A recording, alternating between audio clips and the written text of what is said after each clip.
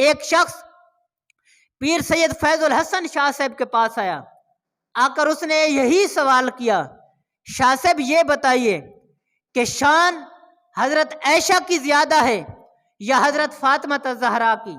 تو آگے سے پیر صاحب نے کتنا ہی خوبصورت جواب دیا، فرمایا تم ترازو لے کر یہاں نہ آؤ بلکہ دونوں کی محبت سینے میں لے کر آؤ۔ تو اس نے آگے سے کہا نہیں یہی کہ یہ تو بتانا پڑے گا کہ شان کس کی زیادہ ہے۔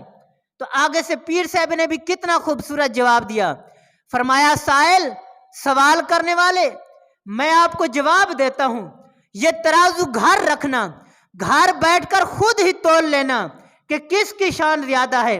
فرمایا کہ نبی کی بیٹی ہونے کی حیثیت سے صدیق اکبر کی بیٹی کی شان زیادہ نہیں ہو سکتی۔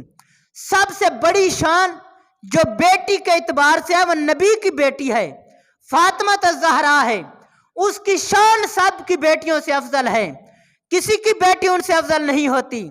لیکن یہ بھی یاد رکھنا، اگر بیٹی ہو نبی کی تو سب عورتوں سے اسی کی شان زیادہ ہے۔ اگر بیوی کے حساب سے دیکھا جائے، جو بیوی ہو نبی کی تو بیویوں کے اعتبار سے سب سے شان اسی بیوی کی ہوگی جو نبی کی بیوی ہوگی۔